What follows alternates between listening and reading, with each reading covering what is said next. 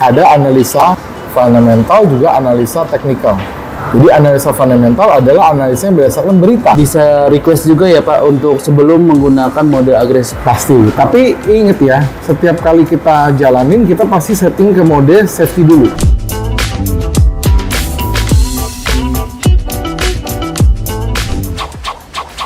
Halo Pak, selamat siang. Ya, selamat siang. Ya, bagaimana nih Pak kabarnya Pak? Baik, baik. Hari ini kita lagi di mana nih Pak? Ya, kita lagi makan siang sambil menjawab pertanyaan-pertanyaan dari teman-teman. Nah, Komen-komen yang masuk dan pertanyaan-pertanyaan dari member ya, kita mau jawab. nah mengenai pertanyaan nih banyak sekali nih Pak pertanyaan yang masuk. Silakan. Ke tim Profit Training nih Pak, yaitu kita akan membahas tema tentang deposit di broker Vantage nih Pak. Nah, pertanyaan pertama Pak, bagaimana proses aktivasi akun Vantage dan apa yang sebaiknya dilakukan setelah akun sudah aktif Pak? Oke, jadi Vantage merupakan broker legal dan resmi dari negara Australia, dan Profit Training merupakan partner dari broker Vantage. Proses aktivasinya mudah, tentunya setelah klien atau customer create ya account di dalam kabinet, maka nanti akan dikirimkan login dan password. Nah, ketika kita sudah mendapatkan login dan password, artinya akun tersebut sudah aktif. Setelah kita dapatkan login dan password, kita tinggal login saja, baik itu di MetaTrader desktop untuk PC atau laptop maupun di MetaTrader smartphone. Tentunya ketika kita login, nanti saldonya kan masih kosong tuh, kita tinggal deposit.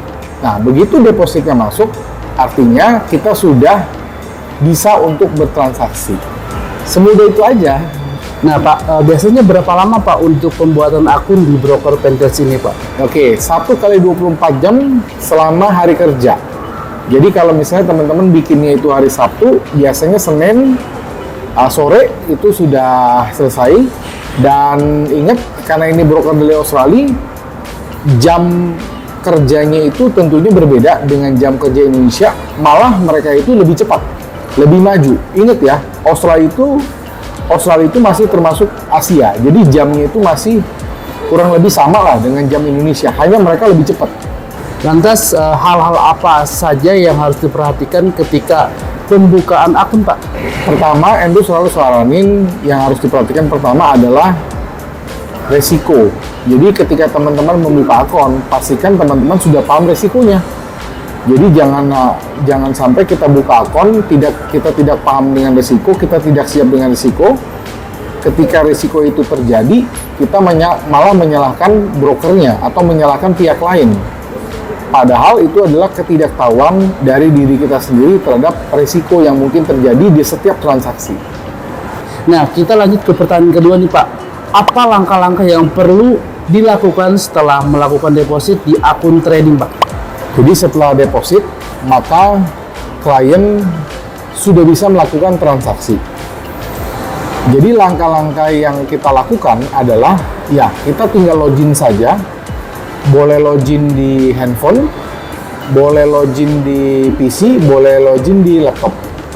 Setelah kita berhasil login, maka ya kita sudah bisa transaksi, kita sudah bisa jual beli. Tentunya step selanjutnya sebelum teman-teman melakukan transaksi, teman-teman harus paham dengan analisa. Teman-teman juga pasti tahu untuk analisa dalam trading forex maupun trading gold ada dua jenis. Ada analisa fundamental, juga analisa teknikal. Jadi analisa fundamental adalah analisa yang berdasarkan berita, sementara analisa teknikal itu adalah analisa yang berdasarkan visual chart. Jadi sebelum kita masuk posisi, analisa harus dikuasai dulu. Itu. Nah Pak, biasanya berapa lama sih Pak untuk deposit masuk ke akun kita Pak? Tergantung dari metode pembayaran atau metode deposit yang dilakukan. Kalau kita menggunakan kartu kredit ya, deposit itu di bawah 1 jam udah masuk, paling lama. Tapi kalau kita menggunakan bank transfer, itu sangat tergantung dari kecepatan bank pengirim. Ya, bank pengirim transfer ke masuk ke brokernya itu berapa lama. Tapi ketika dari pihak broker sudah menerima deposit tersebut, maka kurang dari 1 jam depositnya akan masuk ke dalam akun kita. Oh, berapa Pak minimal deposit di broker PTS ini Pak? Kalau minimum deposit $10 juga bisa ya, kecil. Wah, kecil sekali ya Pak. Kecil. Cuma kalau dari tim profit training kita selalu menyarankan baik itu menggunakan manual maupun software, idealnya adalah $1.000. Tapi $10 pun bisa diproses gitu. Ya. Nah, berarti kalau $10 nih Pak, emang bisa Pak trading di forex nih Pak? Ya kalau sekedar trading-tradingan bisa. Tapi kalau benar-benar mau serius ya tentunya apa sih yang bisa diharapkan dari $10? Iya. Nggak bisa, $10 itu berarti kan sekitar 150.000. Bener Pak. Jadi ya kurang. Terima kasih atas penjelasannya, tadi sudah dijelaskan ya Pak untuk cara-cara depositnya.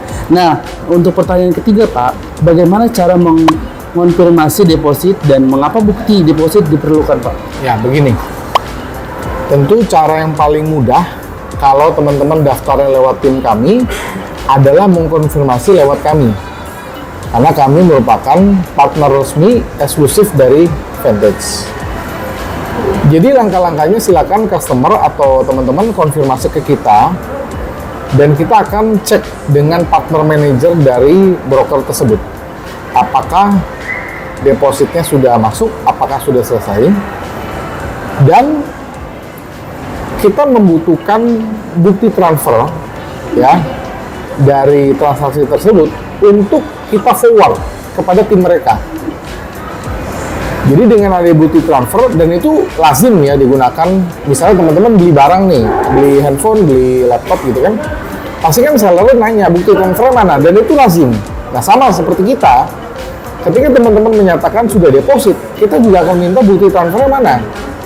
Karena kalau nggak ada bukti transfer, kita ngomong ke partner kita, mereka juga akan sulit untuk melacaknya, karena begitu banyak transaksi setiap hari yang keluar masuk kan. Dia harus cek atas nama siapa, nominalnya berapa, jam berapa, barulah ya ketika dokumen itu ada, dia bisa menjawab atau mengkonfirmasi bukti deposit yang dikirimkan. Nah Pak, mengenai tentang deposit nih Pak, ada nggak Pak pengalaman dari tim Profit Training kliennya itu mengalami kesulitan Pak? Kesulitan apa dulu? Ketika deposit Pak? Ketika deposit. Nah, kesulitan itu biasanya ya timbul karena ketidaktahuan dari customer sendiri, ya ketidaktahuan cara transfer. Karena kan ya semua pasti tahu kalau kita transfer deposit biasanya kita menggunakan transfer antar bank, antar negara. Banyak dari teman-teman kita, sahabat kita belum tahu nih bagaimana cara transfer antar negara. Makanya ada yang disebut dengan ya pihak ketiga atau pihak yang bisa menerima di negara tersebut ya lokal partnernya. Nah biasanya mereka bisa transfer ke situ yang sudah dipercaya, tapi bukan kita ya, profit saya ini bukan di situ ya, disebut dengan exchanger. Nah misalnya teman-teman pakai bank ABC, lalu exchanger juga ABC, teman-teman transfer ke situ, nah itu juga bisa. Jadi itu kesulitannya yaitu kalau mereka mau transfer langsung ke brokernya, ya itu transfer antar negara dan butuh waktu lebih banyak, lebih panjang. Oke Pak, terima kasih atas jawabannya, sangat informatif sekali. Kita sekarang bergeser ke pertanyaan yang sedikit berbeda nih Pak. Ya. Pertanyaannya, bagaimana cara mengoptimalkan pengaturan software trading, terutama dalam konteks penggunaan setting safety dan agresif Pak? Untuk mengoptimalkan software trading butuh yang namanya adalah optimisasi. Dan peran untuk optimisasi biasanya diambil oleh developer. Apabila teman-teman menggunakan software dari Professioning, maka peran itu atau tugas itu sudah kita ambil alih. Dalam setiap kali pengaktifan software, ada 2 mode yang kita bisa berikan. Yang pertama adalah safety. Safety artinya apa? Safety itu artinya software akan lebih jarang mengambil posisi. Yang kedua, akan menggunakan lot yang kecil. Yang ketiga, akan memperkecil risiko sekecil mungkin. Tujuannya apa? Untuk prioritasnya adalah keamanan dana, gitu ya. Lalu mode yang satu lagi adalah mode agresif, di mana mode tersebut software akan lebih agresif untuk mengambil posisi, lotnya lebih besar, dan software ini memprioritaskan untuk mencari profit sebanyak-banyaknya. Tentu ada efek sampingnya. Efek sampingnya adalah drawdown-nya lebih besar, dan tentu risikonya lebih besar. Jadi ketika pertama kali customer mengaktifkan software tersebut, kita selalu mengaktifkan dalam mode yang safety, yang aman dulu. Ketika nanti dia sudah cocok menggunakan software kita dan customer ingin meningkatkan, barulah kita akan tingkatkan ke risiko yang lebih besar untuk mendapatkan profit yang jauh lebih besar. Itu dia. Nah, Pak, ada nggak Pak syarat tertentu ketika klien mau mengaktifkan mode agresif ini, Pak? Tentu ada syaratnya. Syaratnya dari klien harus memberikan kita tugas, atau harus dari klien yang minta ke tim kita untuk merubah settingan dari mode safety ke agresif. Karena dari kita tidak akan berinisiatif untuk merubah sendiri, enggak. Ya. Jadi harus dari klien yang meminta ke kita untuk merubah settingan safety ke agresif dengan cara mengirimkan email. Email itu adalah berupa request atau tiket. Baru kita kerjain. Nah Pak, untuk pengiriman email nih Pak, berarti software dari klien ini nih dikirim ulang ke tim profesor nih Pak? Atau bagaimana Pak? Betul, hanya dikirimkan email aja dalam bentuk soft saja. Tidak perlu hard copy, hanya email aja. Oke Pak, kita lanjut ke pertanyaan kelima nih Pak. Tadi sudah dijawab ya Pak, sangat informatif sekali untuk jawabannya. Nah, pertanyaan Pak, berapa lama sebaiknya klien menggunakan settingan safety sebelum mempertimbangkan perubahan ke setting yang lebih agresif Pak? Sebenarnya itu tergantung dan tidak ada ukuran baku berapa lama klien harus menggunakan mode safety dulu. Yang penting klien sudah profitable dan sudah nyaman dan sudah cocok. Kalau memang di mode safety dia sudah merasa nyaman, sudah cocok dan profitable, barulah ya klien itu bisa request ke kita untuk merubah ke settingan yang lebih agresif. Tapi kalau dipaksa harus punya patokan berapa lama, ya itu sarankan 1 bulan. 1 bulan dia sudah coba jalankan, hasilnya cocok, profitable, dan juga dia suka gitu ya. Nah, boleh saja dia tingkatkan resikonya untuk mendapatkan profit yang lebih banyak. Nah Pak, untuk mode safety dan agresif ini Pak, bisa digunakan di semua pair nggak Pak? Bisa digunakan di semua pair apapun bisa, baik forex maupun gold, itu semua bisa. Ya. Berarti bisa request juga ya Pak untuk sebelum menggunakan mode agresif ini ya Pak? Pasti, tapi inget ya, setiap kali kita jalanin kita pasti setting ke mode safety dulu. Nanti kalau dia udah cocok, dia udah suka, dan dia sudah profitable, ya boleh saja ditingkatkan. Karena dengan meningkatkan atau merubah settingan dari safety ke agresif, otomatis ya resikonya juga akan jauh lebih besar. Gitu. Berarti di sini ada disclaimer lagi ya Pak dari tim profit sharing bagi klien yang mau menggunakan mode agresif ya Pak? Disclaimer pasti akan selalu ada. Bahkan kalau teman-teman melihat di website broker pun ada disclaimer. Di website profit sharing pun ada disclaimer. Artinya, sikap kehati-hatian harus selalu dijaga. Bukan kehati-hatian untuk ditipu ya, tapi kehati-hatian dalam bertransaksi. Karena ingat yang namanya transaksi ini kan jual beli.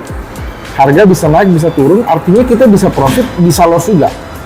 Nah, jadi sikap untuk kehati-hatian, mentor yang benar, guidance yang benar, knowledge yang benar harus diutamakan. Yang harus diperhatikan adalah cara kerjanya. Jadi cara kerja Prospex ini dia kan hedging, ya. Hedging itu artinya software tersebut diizinkan untuk mengambil 2 posisi yang berlawanan sekaligus. Jadi jangan kaget kalau customer atau trader meminta dari safety ke agresif, tujuannya adalah untuk mendapatkan profit jauh lebih besar. Tapi ingat, ada efek samping. Efek sampingnya apa? Drawdown-nya pasti lebih besar, dan resikonya lebih besar. Pertimbangan apa ketika ingin membuat keputusan perubahan setting menjadi lebih agresif, Pak?